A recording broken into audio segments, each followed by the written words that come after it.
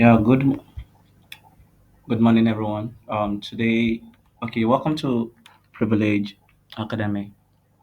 Today we'll be talking about international politics. But before that, this course is for first year students and it will be done or it will be offered in the second semester. So these are the list of courses that first year students are going to offer in their second semester. These are the nine courses. Every of these nine courses, they are all in their 2 unit loads.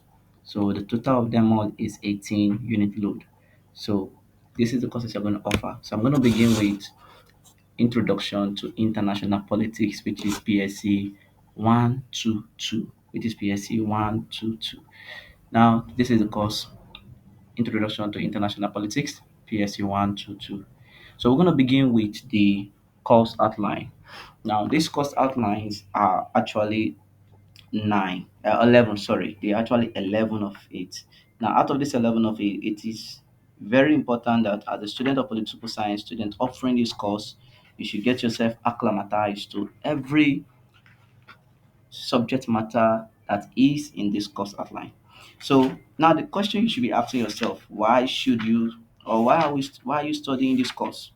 This particular course we are about to do right now, why are you studying it? What is the importance of this particular course? Now this course is to equip every student of international politics, is to equip them to understand theories of international politics, to understand how to link politics, to make them to make use of theories of coalition and alliance, to help them to understand what is balance of power, to help them to understand the theory and the impact of the emergence of the developing world. So if once you are done with this course will expose you to how politics is played in the international system and how politics is also played in our domestic or internal system.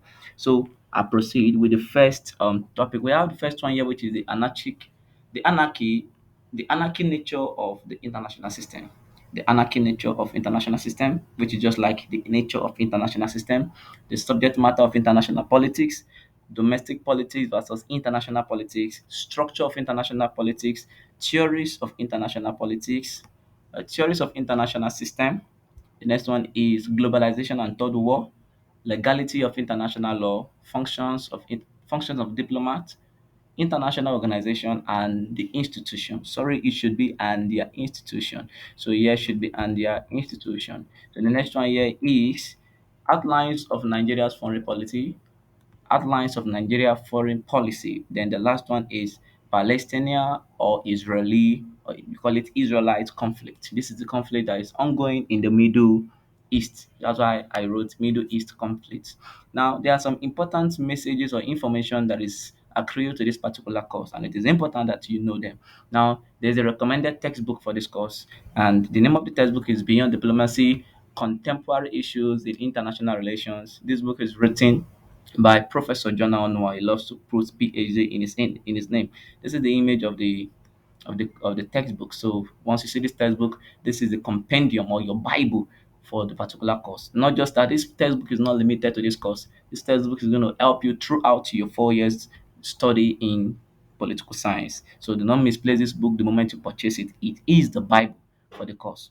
Now we go back to now, the above text is also referred to as the literature textbook. So, in your first question in your exam, the first question you're going to see in your exam is using an appropriate or using a recommended textbook. Define. So, every of your definition for this course, anything you're going to say for this course, you must link it to this textbook. So, you say according to Professor Jonah Onuoha in Beyond Diplomacy. He defined international politics as then you continue. Do you get? So now these are the chapters you're going to need to study extensively. You need to study chapter 1, chapter 2, chapter 3, chapter 4, and chapter 7. It's going to help you for your exam. And you study these 5 chapters very well. It's going to shape you and equip you for this course. So I'll go back to the first one. I'm not going to touch this thing about this course. So one thing about this course is that this course is going to make you to differentiate between international politics and international relation. So you'll be able to explain what international relation is and what international politics is. Now, international relation is the general body. Now, why international politics is under international relation?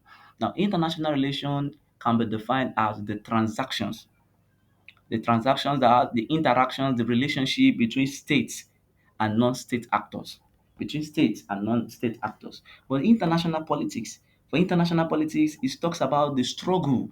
The moment you hear politics, it talks about international politics is just limited to struggle between what state actors, the struggle. So the moment that there is a struggle between Nigeria and US, it is called international politics. But international relation covers the sport aspect, the cultural aspect, the business aspect, the multinational. But in the textbook, you see that Prof gave us definition of these textbooks according to three school of thought. So you need to be able to. That's why the next one is the subject matter of international politics. Professor Jonah Onuoha was able to give us the definition according to the traditional school of thought, according to the radical school of thought, and according to him himself, which is the professor of this course. So now, according to him, he with this particular course now covers just three dimensions, and those three dimensions captures the definition of international politics according to Professor Jonah Onwa, which he defined as every transaction and interaction that ensure or that that is seen in the state, which covers three C's. So the moment you see that three C, I'm going to write it down here. The moment you see that three C, is called the three C's of international politics. And the first one is conflict. Those three C's are the conflict. The next one is cooperation. The next one is competition. So these are the three C's of international politics. The three C's of international, anywhere you see it. So do not forget the three C's of international politics: conflict, cooperation, and competition. These are the three things that this course covers. So the course is going to tell us what is the conflict, how do we understand conflict in the international relation, and how do we see state cooperating and with a competition between states. These three things is what happen in the international system. That surely there will be a fight, there will be a struggle between states and among states. Just like we are seeing Russia and Ukraine, just like we are seeing USA in other countries. So we have cooperation, the business, bilateral and economic relationship or economic tie between one country and the other. That's cooperation. So we also have competition. This one is going to link you to a course you're going to offer, which is called strategic study. You're going to do a course which is called strategic studies, which is PSC 1 for this particular course. You're going to do it. So this course is going to help you to understand more on the competition aspect, which is called first of influence and first of interest. So now, the next thing here is that in this particular course, you need to understand what is domestic politics. Domestic politics is the politics that is played in your country, in your own country. For example, politics in Nigeria is called domestic politics. Now, the moment Nigeria goes outside its own geographical or defined territory, whatsoever Nigeria is now doing is considered as what international politics. The next one is structure of international system. Now, what are the structure of international system? The structure in international system, we have the unipolar system, we have the bipolar system, and we have the what? Multipolar system. Now, these three, I just gave you the structure of international system. Now, the structure of international system, like I said again, I said they are what? Unipolar system, when we have bipolar system, and we have multipolar system. So these are the three structure of what? International politics. So you need to get yourself acclimatized to this thing. So when we say unipolar system, we're talking about one country. We're talking about one country which is called the hegemon. That country is called the hegemon. Hegemon means the most powerful, the most powerful in the international system, most powerful. That's unipolar. So currently we only have one country which is the most powerful, and that country is United States of America. So right now, United States of America is seen as the what? The hegemon. They are seen as the what? Unipolar. So the moment we say bipolar is talking about where two countries are the what? Two countries are seen as the what? The powerful countries in the international system. They are seen as a powerful country, but as at when this international system was practicing bipolar, this bipolar was between the USSR and USA. the USSR and the US. Now, this USSR, you can also call them as the Soviet Union. You can call them as the Soviet Union. You can call them also as the Soviet Union, which is what? Russia, which is today's Russia. Remember that they broke into different countries. So bipolar means two powerful countries. Two powerful countries. Don't forget that. Bipolar is talking about two powerful countries. Now when we say multipolar system is not talking about from more than that, three upward. We're talking about multipolar system, we're talking about three upward countries, now three upward.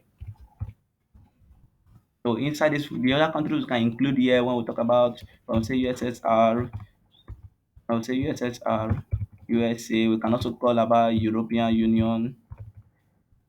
We can talk about European Union or these European nations. So these are the. We can also call other countries that are, we can call China.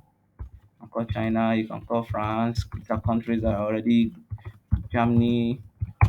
So but I'm not going to talk more about this. I'm just touching around. So now the next one here is I talked about the structure, and I told you that there are three structures, which are unipolar, bipolar, and multipolar. Now the next one here is theories of international system. Under this theories of international system, you are going to use theories to understand how this international system is. We have the radical. That's we have the realism. Now we use theories such as realism the to understand the theories in the international system. So under this place, you're going to study about the what? The six principles of realism. Six principles of realism according to Hans Morgenthau. We're going to talk about six principles, yeah, six principles of realism according to Hans Morgenthau. That's this name you need, Hans Morgenthau.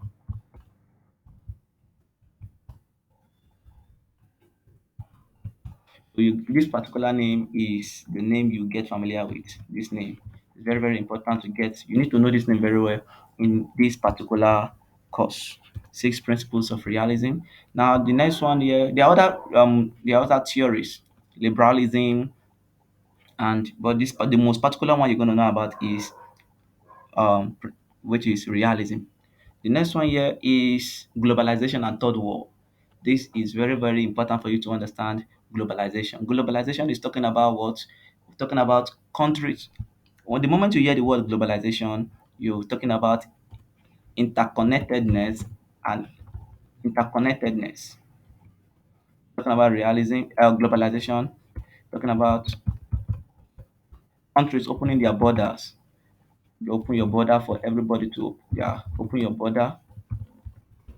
So globalization is talking about countries to open their borders for what international business to come in. So when a country opens their border, that country is practicing what? Globalization. So the moment you open your border, you allow other people to come in and do business with you. I know there are some countries that do not allow other countries to come into their country, such as China, they close their countries, such as North Korea, they close their countries, but other countries open their border such as Nigeria. At the time Nigeria opened our border, most African nations opened their border because they need goods to come in. They need goods to come in. So in this course, we are going to understand the impact and the effects. So the question now in this place is that is globalization is globalization a cause or a blessing? This is the question, the debate question here. Is it a cause or a blessing? Is it when countries open their border, does it bring in good things or does it bring in bad things? Remember that globalization has brought in so many forms of development, and at the same time, it has underpinned the natural resources of African nation. But that's not for today. So I'm just touching around everything here. Then the next one is the legality of international law. Here we're going to understand who are the people that made international law and what make international law binding on countries. Remember that Nigeria is part of the United Nations. The moment Nigeria became an independent nation, Nigeria became a member of the United Nations. This as UN. Nigeria became a member of UN. So do not forget that Nigeria became a member of UN. So in this part, in this UN has law.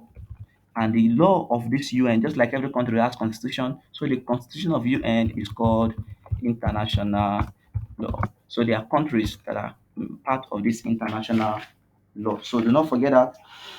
And also this UN, they have permanent members.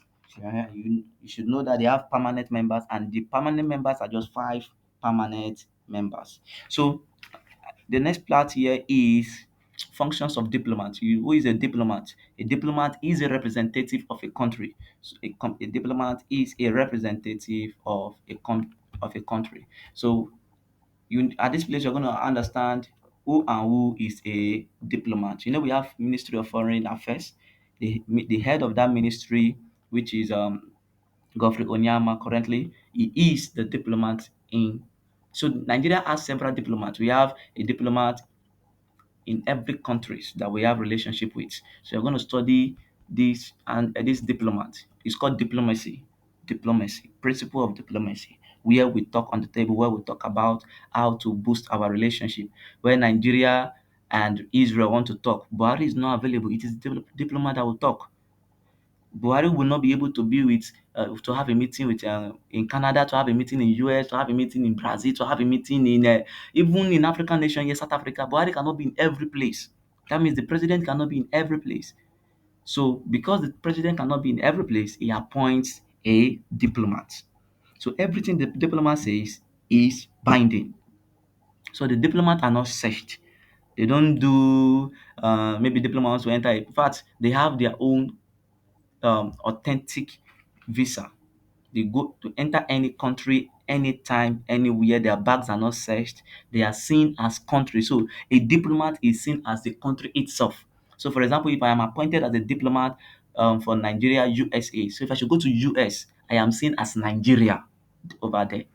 The next one is international organizations and their institutions. We already know what's international organizations: UN, you have IMF, we have World Bank. These are what international organizations and their institutions. So we have UNESCO.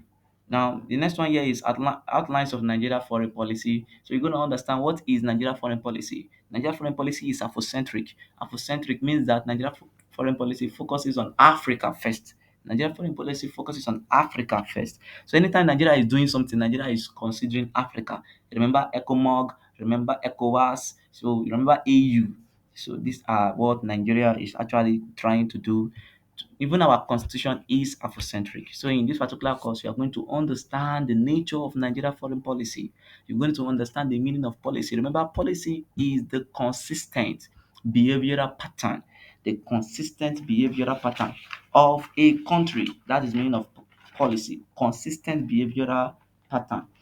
So the last one here is Palestinian-Israeli conflict, which is the last one here. We're going to talk about now. This conflict is also seen as intractable conflict. Intractable, intractable conflict. So these intractable conflicts are conflicts that